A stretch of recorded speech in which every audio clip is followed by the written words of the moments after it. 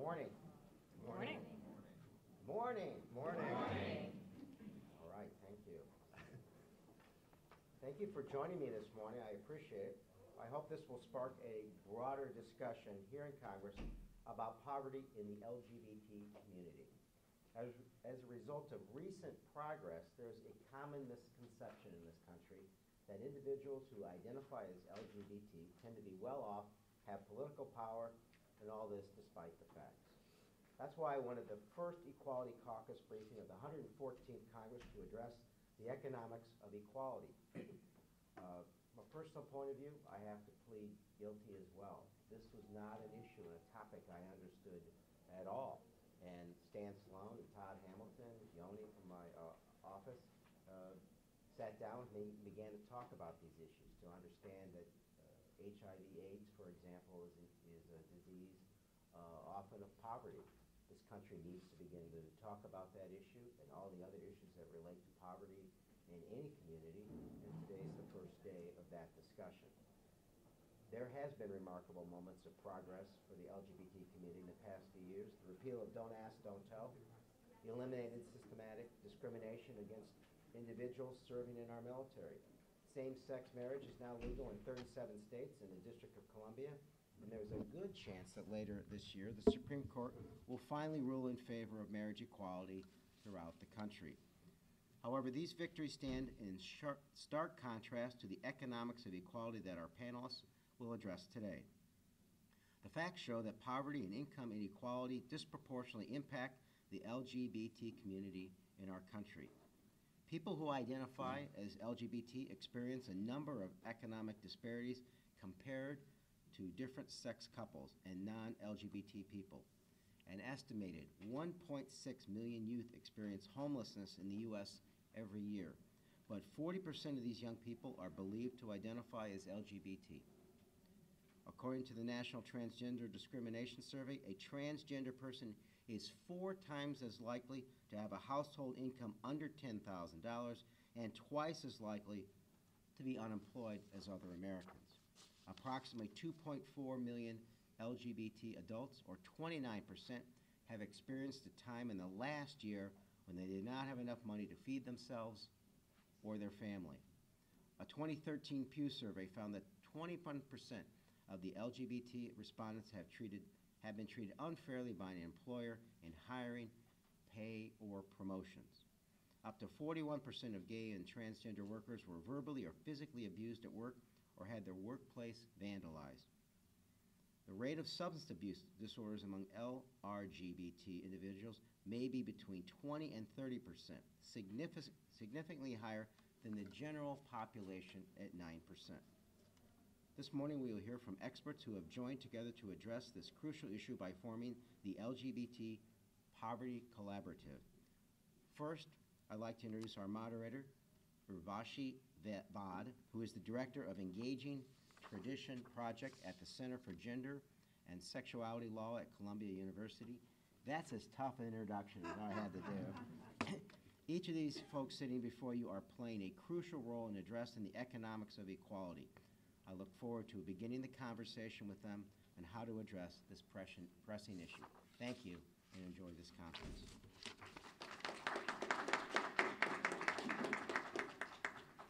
Thank you, Congressman Quigley.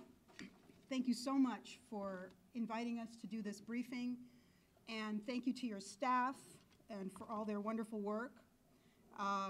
My name is Urvashi Vad, and I am a fellow at Columbia Law School's Center for Gender and Sexuality Law, and I'm going to serve as the moderator today.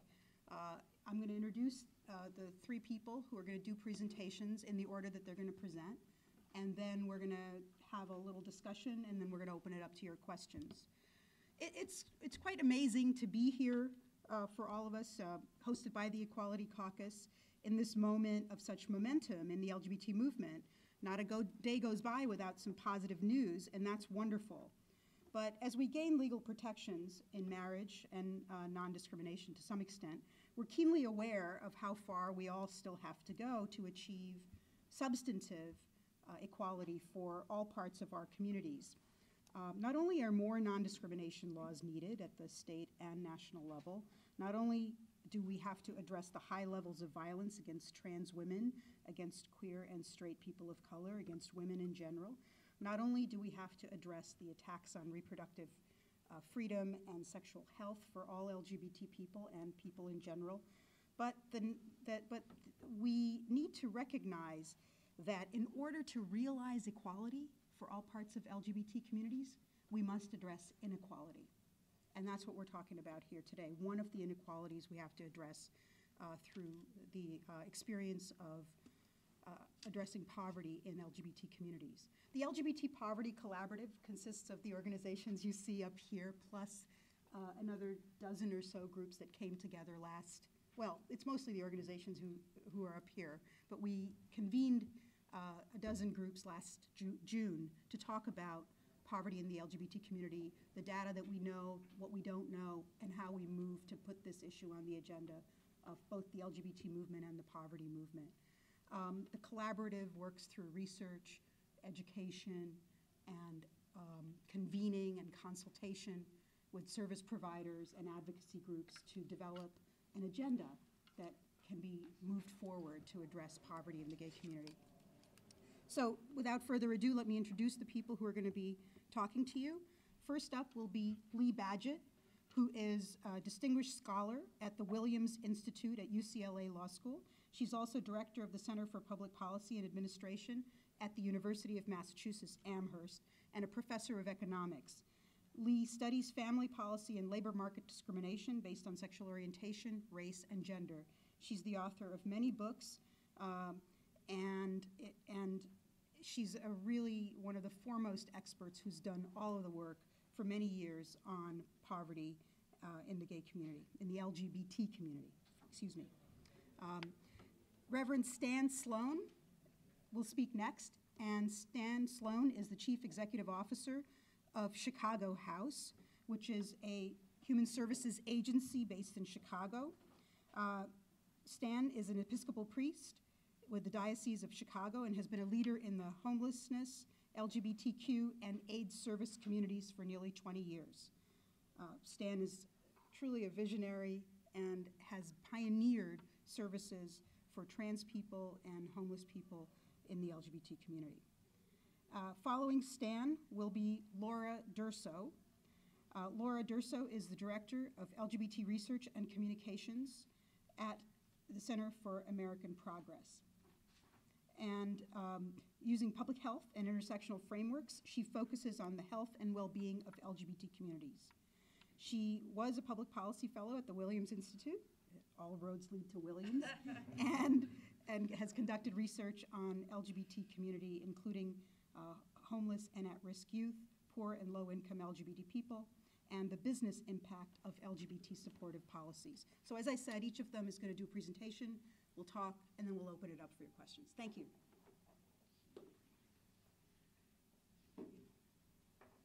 Put this down very gently. Okay, so far so good. Well, thank you so much, Congressman Quigley, and for those of you who are here today. I also actually want to acknowledge Brian Basinger, who was at our meeting last June, who flew all the way out here from San Francisco to be here, so this is great.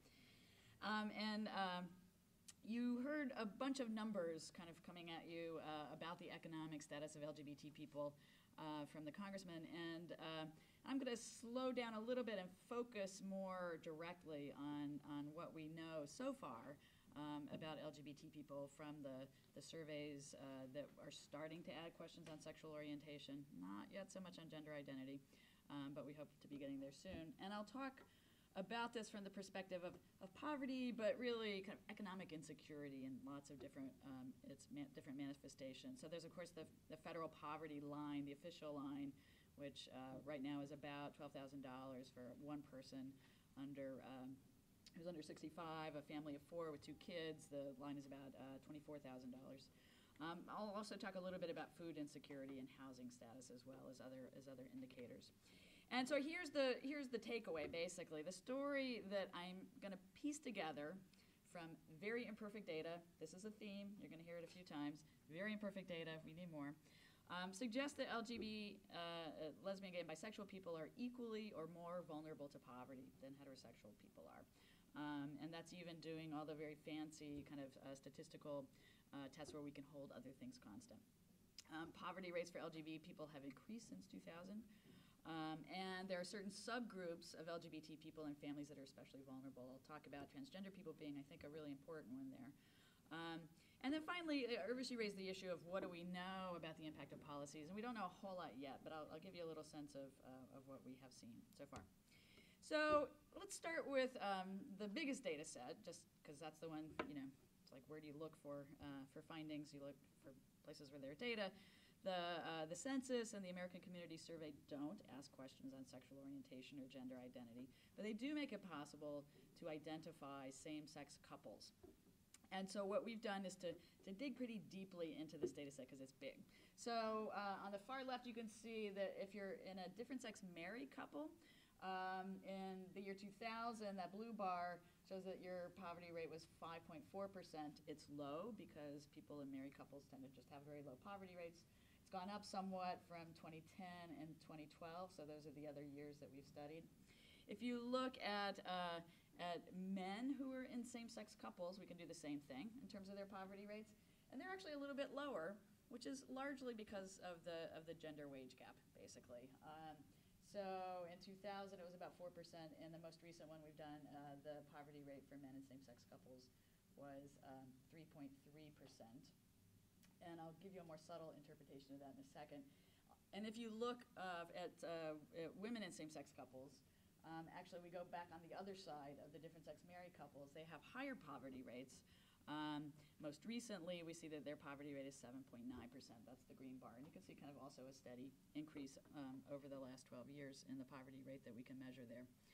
Now, if you do the fancy statistics and hold other things constant that predict poverty, education, age, having kids, race,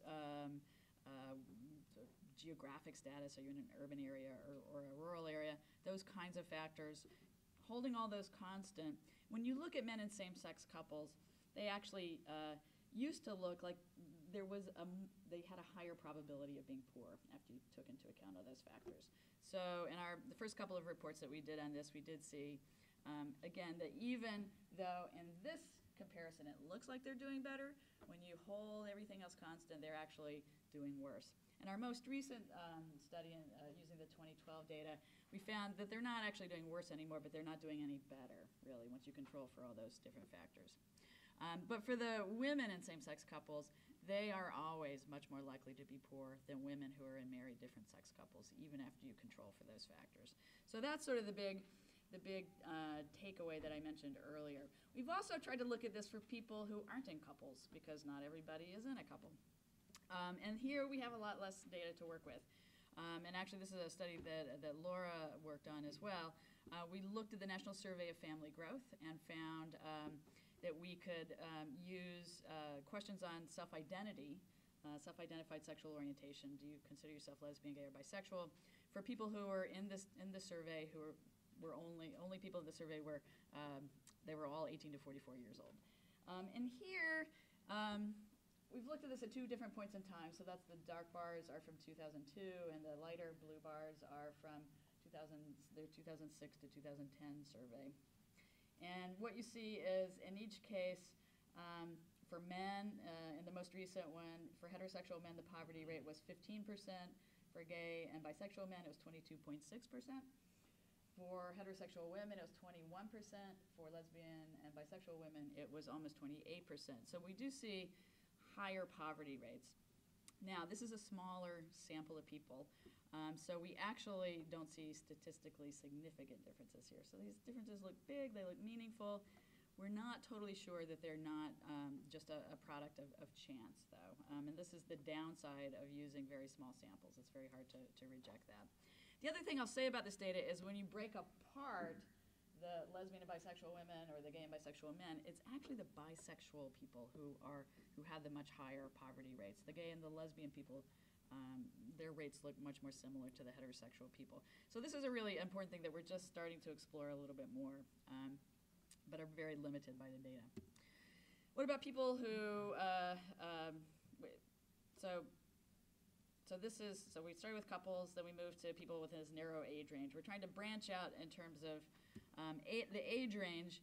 And we here drawn the Gallup Daily Tracking Poll for 2012. This is a new data source that Gary Gates of the Williams Institute has worked very hard to develop. And it's great because it's a lot of people. The downside is they have these fixed income categories that don't line up with the poverty rates. So the only ones that do line up are for single people living alone. And if you look at those rates, so how many heterosexual people or gay, bisexual, and transgender people, here they actually include transgender people.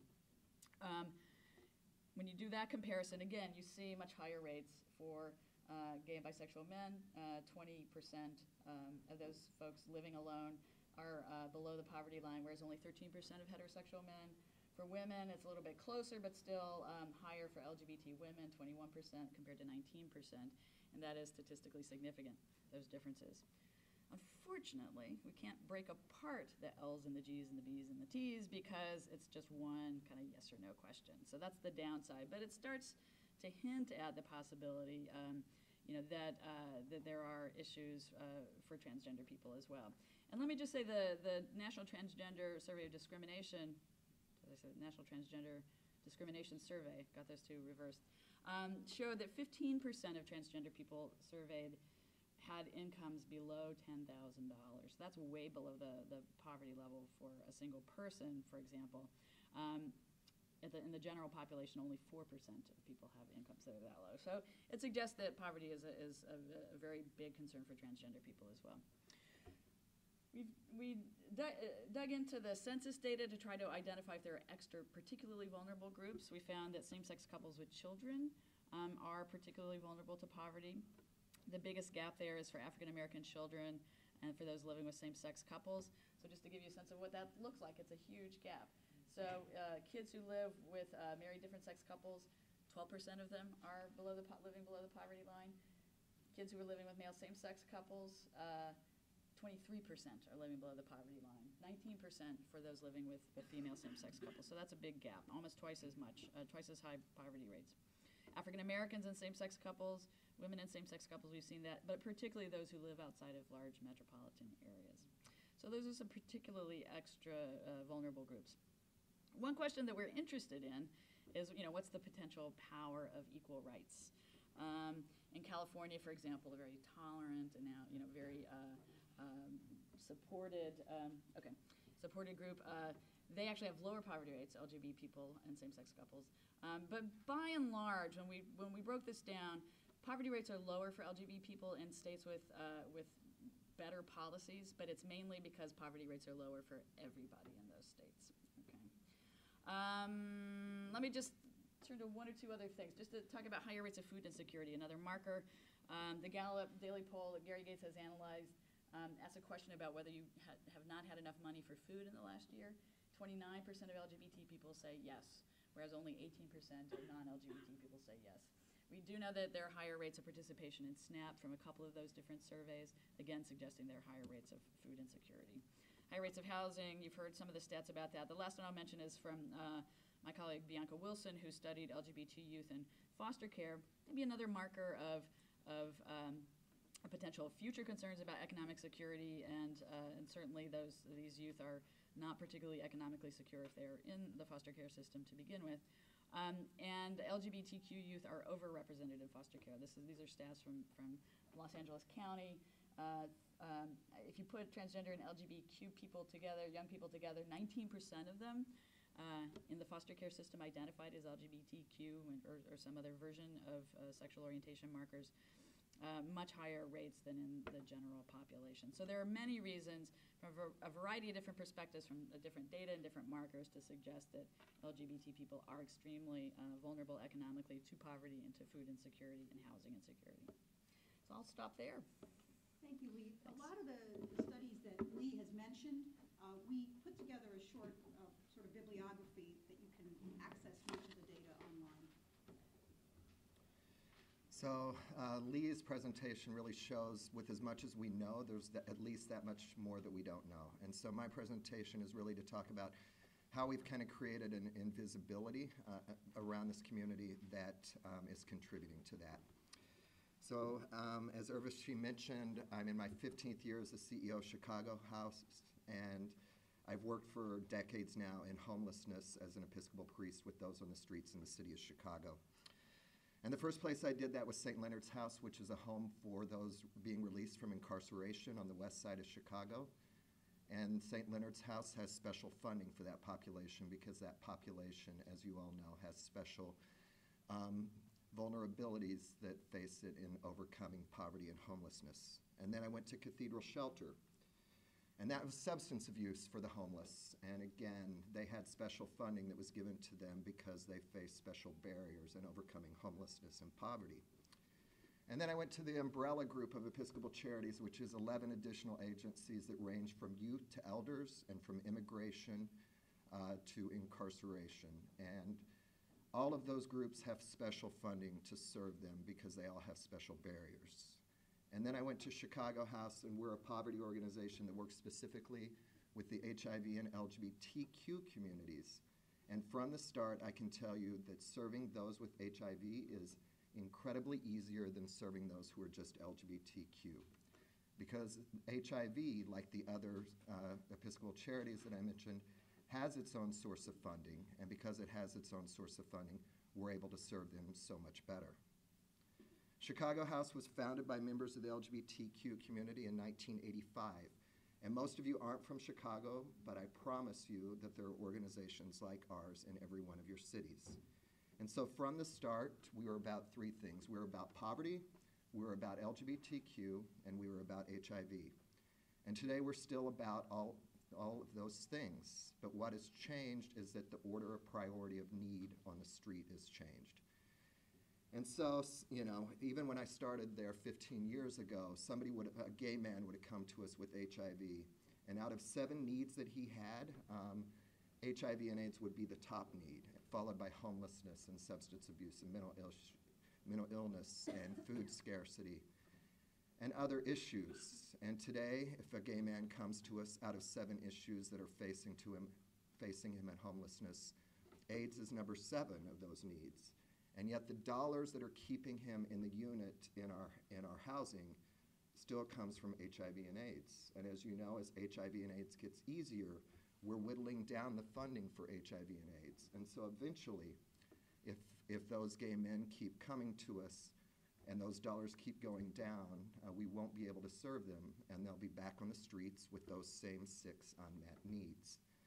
And then they will be just like the other LGBTQ people who come to us who have a real lack of ability to move forward. So we're a poverty organization that's serving those in HIV and AIDS communities, and there's no comparison between those with HIV and LGBTQ. And what's ironic is that the progress that we're making in HIV is being mirrored by the progress in LGBTQ. And adding to that irony is that from the first time that they threw the stones at Stonewall, we've been rallied around 2 major causes, and that's HIV and LGBTQ marriage and civil equality. And both of those are at exciting tipping points at the exact same time. But if you're a resident of Chicago House, you aren't feeling that excitement. And HIV may now be manageable, but your 6 other needs remain. And when you're fighting hunger and homelessness, the fact that you can legally marry is completely inconsequential, because marriage and even civil equality, as Lee said, is not translating into any sort of lived equality. And so we were founded by the gay and lesbian community in 1985, and in 2012 we went back to our roots, and we opened our Trans Life Center, which is now the nation's most comprehensive services for those living in poverty in the trans community. And how we got there was that we had a social enterprise. We had several trans women who were working for us, and they were showing up late every day. And I've been working in homelessness for decades, so I was like, why are you late? And they said, because we slept in the park. And I said, it's the middle of winter in Chicago, why are you sleeping in the park? And they said, because our IDs show male, and we're obviously female, and they send us to the male side, and we're brutally raped, and it's easier for us to sleep in the park than it is to be in a shelter. And so I thought I knew all about this stuff, but then we started studying it, and we came to find out that the mainstream services aren't serving them at all. And actually, that's a metaphor for how mainstream services really aren't serving LGBTQ in the way that it should. And so we opened the Trans Life Center, which is housing services legal services, medical services, emergency drop-in services, and employment services all under one roof. And funding for it is incredibly difficult. And in fact, we only have one source of government funding, and it's a HRSA SPINS grant that, to no great surprise, is also based in HIV. It works with trans women of color who have HIV. And so, like Chicago House's broader services, the women and the men who come to us in the trans community who are homeless are at a disadvantage if they don't have HIV versus if they do. So I promise that I'm winding down, but before I do, I want to stress one more example of how LGBTQ is hitting the streets in the city of Chicago. So Affinity Community Services is an amazing group on the south side of Chicago that works specifically with Black lesbians and with Black trans women throughout Chicago in the Black community. And they do amazing work, and their executive director is a local hero whose name is Kim Hunt. And Kim works more than full-time hours on a part-time salary because there is no funding to support her. And equally painful to that is the fact that Kim works in isolation. So right now, if Kim and I needed to know what's happening in your city here in HIV, there's about 10 national organizations we could call. And if we needed to find out what was happening in marriage equality right here, there's about 10 national organizations we could call.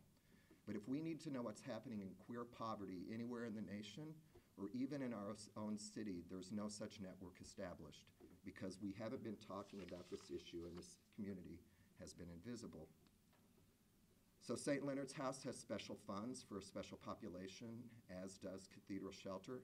And what we need from you are those special funds. We need them from HUD, we need them from HRSA, we need them from USDA for food insecurity, and it's not too much to ask for those funds. So in closing, I'm going to state a simple but rarely articulated truth, and that is that we have made faster progress than any movement in the history of the United States. And we did so by convincing Congress and by convincing corporate America that we were wealthy and we had disposable incomes, and that they needed us for our votes and they needed us to buy their products. When, as you heard Lee say, in reality, just the opposite is the truth. And our strategy worked. We've gotten those rights. But in the process, we've created an invisible community. And so why now should we be letting special funds from these silos in government go to them? And it's because it's time with marriage equality and with HIV at tipping points to finally start addressing this need. So I thank you again and thank Mike in particular, and I'm going to turn it over to Laura.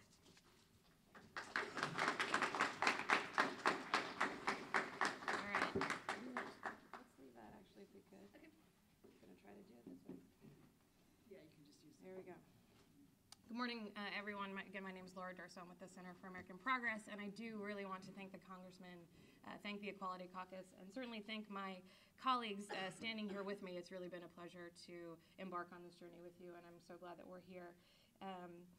I'd like to sort of jump back a little bit to what Lee was presenting earlier and sort of ask the question of why. Why is it that we observe this vulnerability to poverty in the LGBT community? And we worked on a report that we released last year with the Movement Advancement Project to really dig into that question. And it hypothesizes that that observed vulnerability is really due to 3 failures in law. The first of those is that we lack protection from discrimination basically in the majority of this country. Second is a refusal to recognize LGBT families, and I'm talking about both relationship recognition and things like adoption. And finally, that there is a real failure to adequately protect LGBT students. And each of these can contribute to either higher costs for LGBT people or lower income. And so I'd like to briefly review each of these. Again, Urvashi mentioned we have a handout, and all of these citations will be there, so don't worry about scribbling everything down. And I can also assure you that the musical notes are not asterisks calling into question anything that I have up here, but it's just that technology is always fun to work. We are musical. I'm going to sing everything, actually. So first, again, in the majority of U.S. states and, again, in federal law, we lack explicit protections against discrimination in things like employment and housing and credit. And we argue that these have financial penalties for LGBT people and for their families. The costs of finding a supportive work environment, of finding safe and secure housing, of finding a welcoming neighborhood are significant for LGBT people who are trying to cope with discrimination. Next, again, we have lack of family recognition, and this is really a historical lack of recognition that's piling up over time. That lack of recognition of same-sex couples, of barriers to forming legal relationships with children, and these also have financial penalties. And there's a long list, and the report is about 100 pages long, and you can find all this information there. But there's a number of different financial penalties: a lack of access to health insurance from someone's employer, other types of partner benefits, greater tax burdens may be incurred, and unequal access to retirement savings. We see a much greater likelihood of LGBT seniors living in poverty than their counterparts, which is really incredibly sad when we consider how well we've done actually at keeping seniors out of poverty. And so while we are sort of managing this patchwork of laws related to marriage equality and related to different laws at each state around family recognition, there are different policies and programs that some are accessible to couples based on where they got married. Some are accessible to couples based on where they're living. With some state-administered programs, so things like temporary assistance for needy families, these may not be equally accessible to same-sex couples and their families. So if you look at, we'll take temporary assistance for needy families, TANF, for example.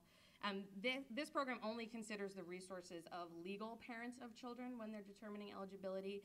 And so depending on family circumstances, this actually could result in reduced benefits for families.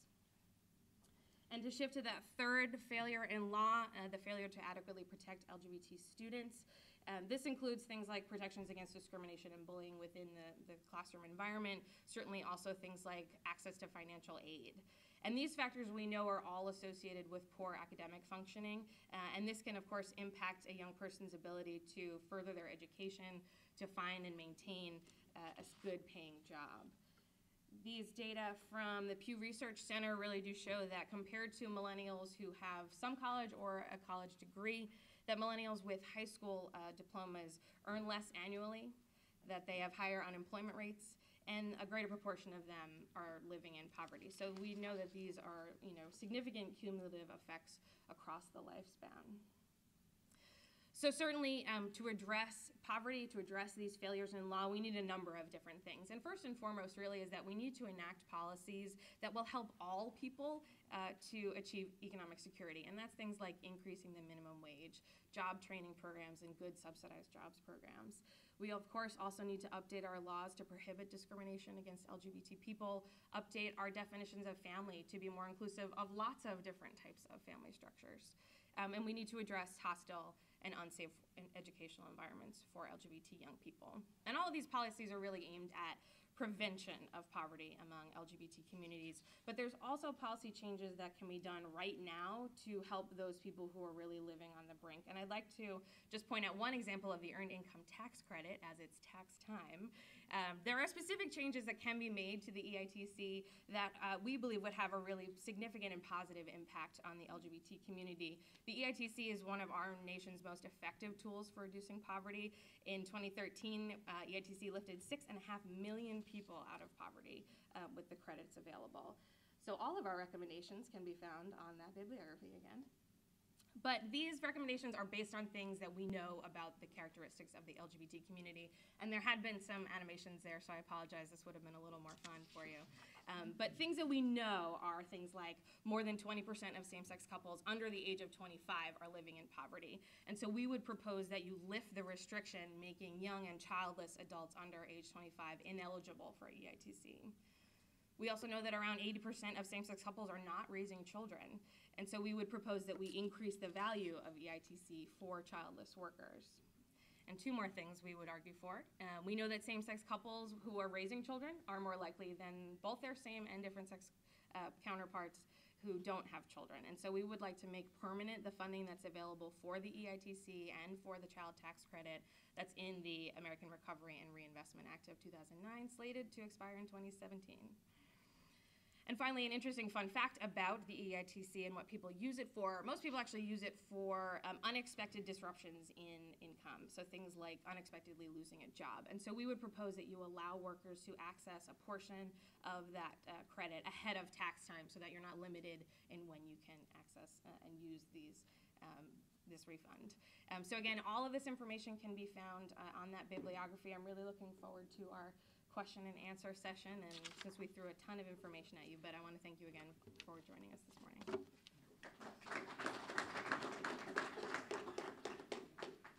If anybody's tweeting, there is a hashtag. Tweet. Hashtag LGBT poverty. Tweet away. Lee's been tweeting, and I've been trying. I'm worse at it. Well, let me start off by asking a question or two, if that's okay with y'all.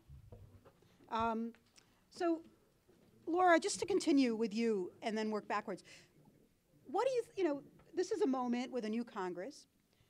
What are the prospects for addressing poverty in general in this Congress, and for what are you hearing about bipartisan support for addressing poverty? Absolutely. I think we remain, and I'll stand up so that you folks can see.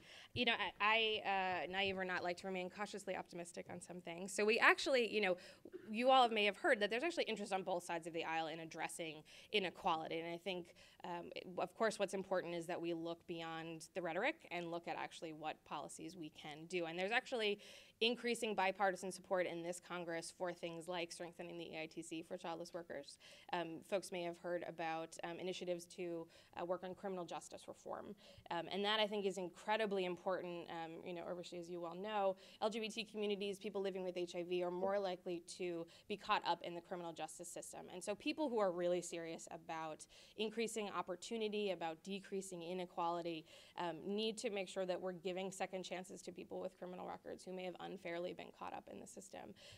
We need to expand Medicaid. And there are things that I think do actually have bipartisan support that people are willing to talk about, and so it's incredibly important that we really make this push. And I think one of the reasons our collaborative exists is that we want to show that LGBT people are here for those fights, that we are here standing alongside of communities of color and young people and undocumented people.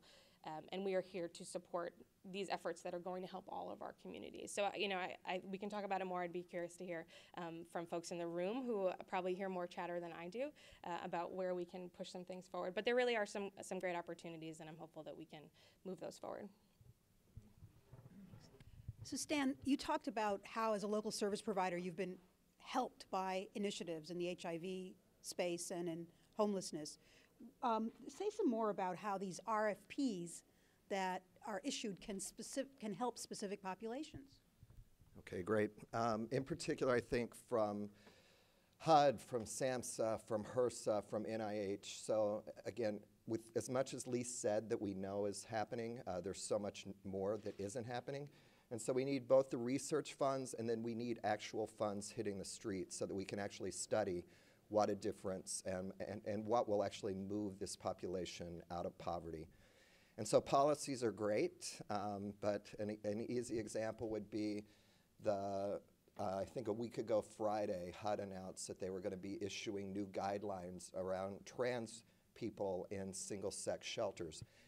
And that's really great, but if you don't put some dollars behind it, then it actually changing how shelters operate will be incremental and very slow, versus if you put some dollars behind it where we can actually get out. There are many organizations like us who can go and do that training. So. And then before we open it up finally, Lee, you alluded to the difficulty of finding this data. Why is it so difficult, and what could we do about it? Yeah. Well, it's difficult because it's been very hard, frankly, to convince statistical agencies to add questions on sexual orientation. We've done a good job on the health side. We have an inroad or two on the demographic side, like with the census data, not a whole lot with regard to some of the Bureau of Labor Statistics surveys, a little bit on domestic partner benefits. So it's taken a lot of time to address both the scientific concerns, which we now have a really good body of evidence, both for asking questions on sexual orientation and increasingly for gender identity, to say, there are things that you can do. And then there's the harder questions, which are about, administrative will to do that. The Administration for Children and Families and HHS commissioned Mathematica and the Williams Institute to do a survey of the research, the knowledge out there on the needs of low-income LGBT people and at-risk LGBT people. And basically, what they found was what I showed you. This is not the tip of an iceberg in terms of knowledge. This is like one of those little pieces of ice I saw floating in the Potomac on the way here. You know, there's not much underneath it. We need a much better, deeper body of data that we can dig into. And so some of that might be administrative, some of that will be surveys, some of that will be more targeted to going out and trying to understand what's happening in these organizations that are providing these services. Why do they have to be LGBT specific? What do they know about the people they're serving that tells us more about why LGBT people are more likely to need them? So let me open it up to your questions for anybody. Yes? Lee. I'm going to call you Miss Lee always. My students call me that. You mentioned there is a group that's similar in each one of our own communities that's similar to the one that you're on that has the, Yeah. I apologize. Yeah. Anyway, as far as it goes with getting research, have you possibly reached out to any of those local organizations that, to ask them to have some of their members maybe print some surveys or submit some surveys on their behalf? It's a great idea. We would love to be able to do that. And I think some groups have, like Stan's organization has collected some data on the people that they serve. Laura's worked on some projects trying to assess that. And some of these organizations do collect data that could be very helpful. Sort of getting to them is a challenge, though. Yeah. That would be yeah. phenomenal. In fact, one of our hopes for the LGBT Poverty Collaborative is to do exactly that kind of survey of service organizations But we that are can't do that serving without funding. LGBT populations. Yeah. And let me tell you, we have been challenged. There seems to be yet no LGBT-focused funder interested in poverty in the LGBT community. Yeah. For a significant investment, yeah. Some have I would done little maintain bits my here and there. point. Okay, all right. You know, and if I could add, I think And that I makes, worked in philanthropy for 10 years. we have more questions. I'll skip Okay. over that. We'll come back. So do we need to talk into the microphone? Yeah. Oh, my next question. I'm Riley Golightly.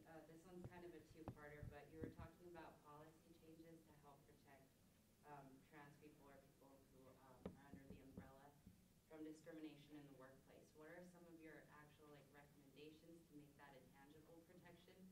And since crime rates are so high, what have you guys done any research, or what are you going to be advocating for in terms of getting a space to detain trans people that would accommodate their gender identities? That's a great question. I think you know more about that. Yeah. Definitely two-parter, and let's see if I can get these correct.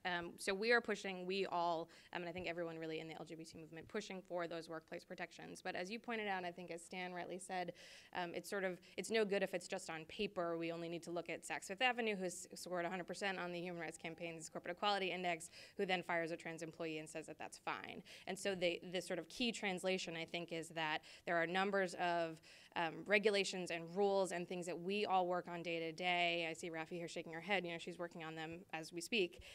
You know, to really make sure that the law that gets written gets implemented in particular ways, and that there's training offered to employers. You know, so if you're a federal contractor, you need to know what the law is, and you need to know how to fairly implement that in your workplace. You need to know what a supportive work environment looks like, and it isn't just putting the poster up on the wall. And I think similarly, we're working with, you know, in the criminal justice space, particularly around the Prison Rape Elimination Act has some really great regulations, and they've gone really, really far, but not far enough. And so Diego's shaking his head, and there's other people in this room. I just want to call out for doing some really great work to make sure that, you know, our prisons are safe, and it's not only prisons we need to be focusing on. As you said, you know, the statistics are terrible on violence against trans women of color, and that's on the street. And so we're also working with the Bureau of Prisons, you know, to make sure that law enforcement understands who trans people are, what their needs are, and how they are actually like sort of frontline defense on serving and protecting trans people of color.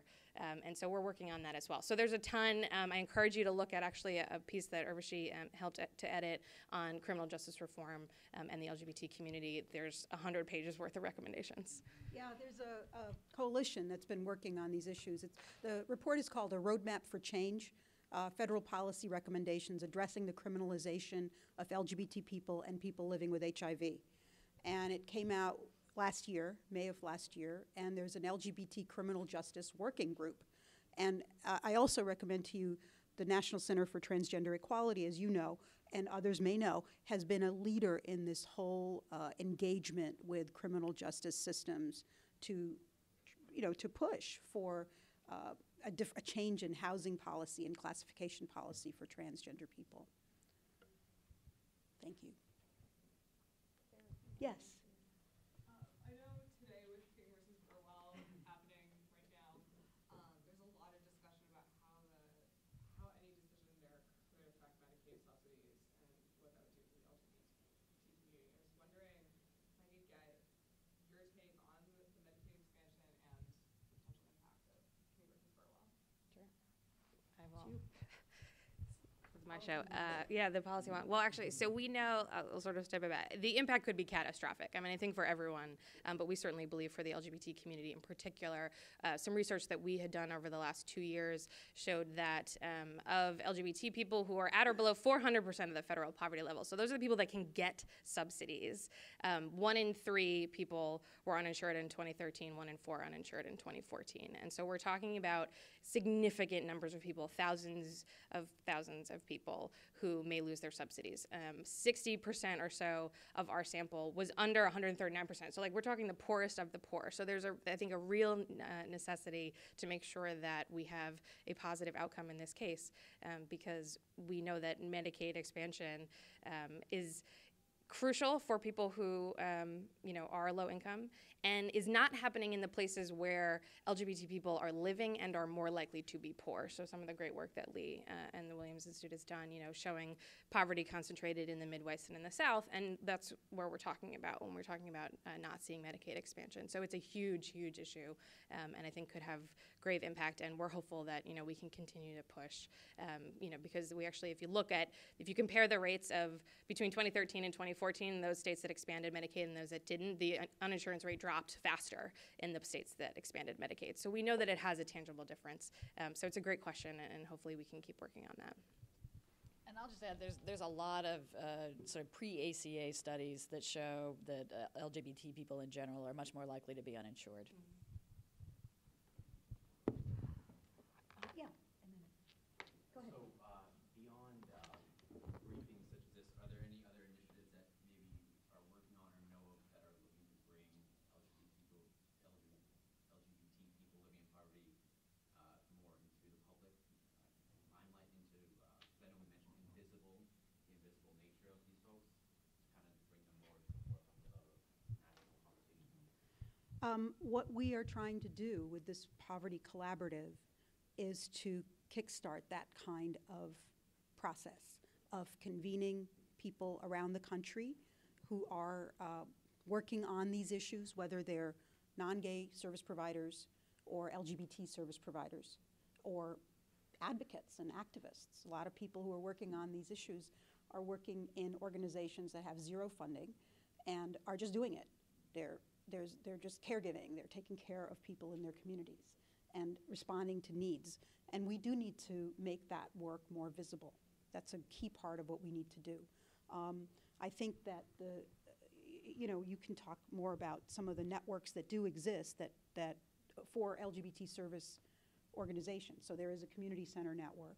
There's a network of LGBT anti-violence programs.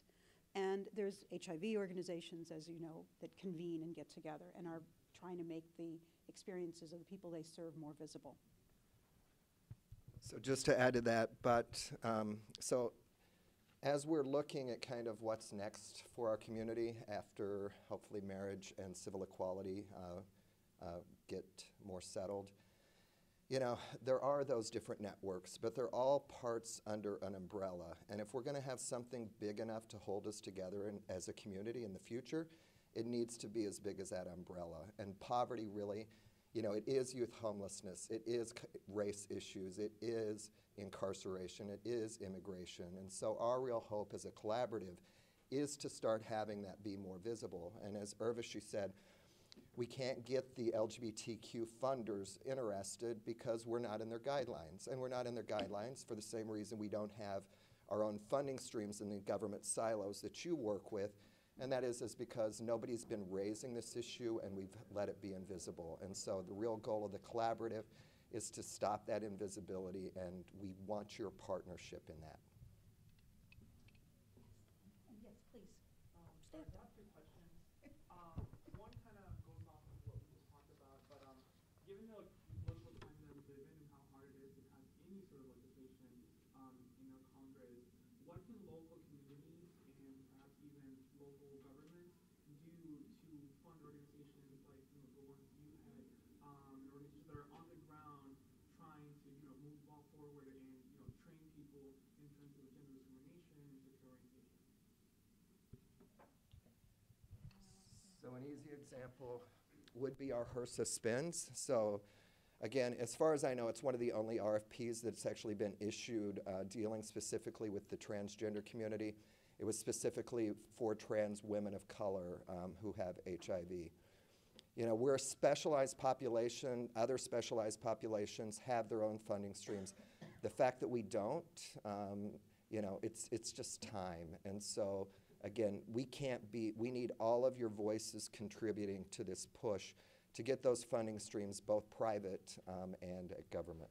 And I think that, when you look at cities and states around the country, in states that have large and organized LGBT populations, you are able to see some funding going to human services providers and needs in those states.